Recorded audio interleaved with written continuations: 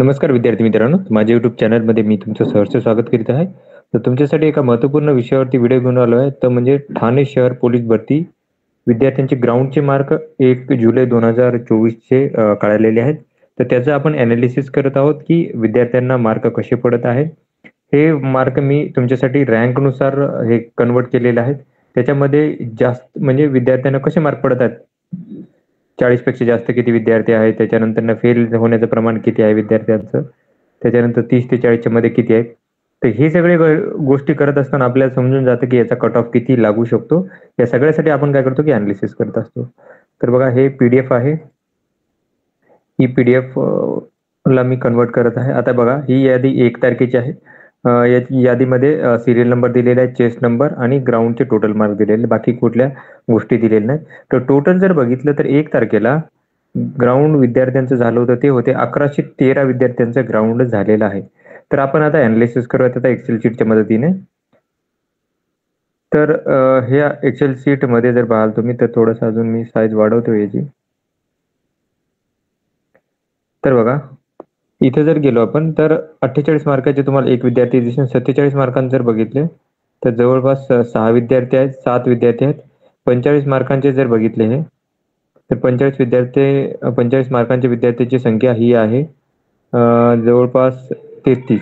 Total 40 आणि 40 पेक्षा जास्त म्हणजे 40 ते 50च्या दरम्यान जर पाहिला तर हा आकडा तो 1113 पैकी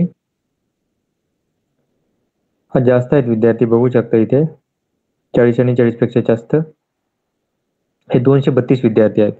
232 विद्यार्थी आहेत, हे 40 आणि 50च्या दरम्यान आहेत. त्याच्यानंतर पुढे जर गेलो आपण 30 ते 40च्या मध्ये तर हा आकडा जो असतो तो जास्त असतो, लक्षात घ्या. तर बघा हा आकडा आपण जर पाहिला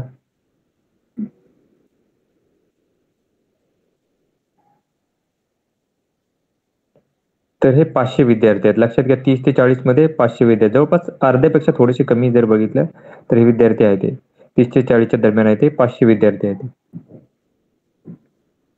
हे 30 ते 40च्या दरम्यान आहेत, 30 ते 39 म्हणता येईल. आणि फेल होणाऱ्या विद्यार्थ्यांची जी संख्या आहे ती जर आपण पाहिली, कॅल्क्युलेट केली फेल होणारी संख्या, तर तेही बघून घेऊ आपण की किती विद्यार्थी फेल झालेले आहेत. तर तुम्ही बघू शकता खूप सारे विद्यार्थी फेल झालेले आहेत. 24 मार्कांमध्ये सगळे फेल आहेत. 25 पर्यंतच पास राहते. ह्या 24 मार्काचे म्हणजे 251 विद्यार्थी हे फेल झालेले आहेत. आता आपण पर्सेंटेजनुसारही कॅल्क्युलेट करूयात की विद्यार्थ्यांचं प्रमाण कसं आहे.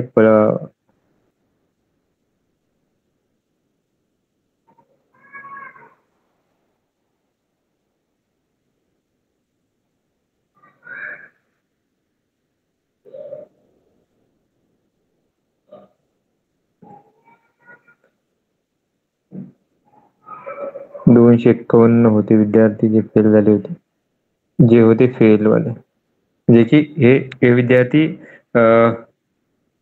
ग्राउंडमध्ये फेल झालेले आहेत आणि यांना लेखीला चान्स भेटणार नाही. आता पर्सेंटेजनुसार जर कॅल्क्युलेट केले तर 232 विद्यार्थी होतात, ते म्हणजे 21% विद्यार्थी आहेत. हे 21% विद्यार्थी आहेत जे 40 आणि 40 पेक्षा जास्त आहेत. त्याच्यानंतर या विद्यार्थ्यांची संख्या जर बघितली तर ती आहे जवळपास 45% विद्यार्थी आहेत. हे 45% विद्यार्थी आहेत जे की 30 ते 40च्या दरम्यान आहेत. आणि फेल होणारी संख्या जी आहे ती आहे की जवळपास 22% विद्यार्थी फेल झाले आहेत. 22%. तर तुम्ही बघा की हे तर विद्यार्थी आरामात जे विद्यार्थी 40 आणि 40 पेक्षा जास्त आहेत ते ग्राउंडसाठी क्वालिफाय होतील.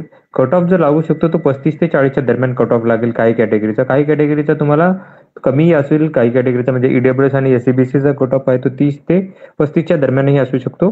तो महिलांच्या बाबत आणि काही ह्याच्या बाबत थोडासा खाली येण्याचे चान्सेस आहेत. जसं तुम्ही बघत आहेत काही भरती प्रक्रियेचे जे कट ऑफ आहेत ते 25-26 पण लागलेले आहेत. तर इथे पण आपल्याला ते पाहायला मिळण्याचे चान्सेस आहेत. तर ही माहिती होती. तर अशाच महत्त्वपूर्ण माहितीसाठी माझ्या चॅनलला सबस्क्राईब करा, व्हिडिओ लाईक करा आणि माहिती मित्रांसोबत शेअर करा.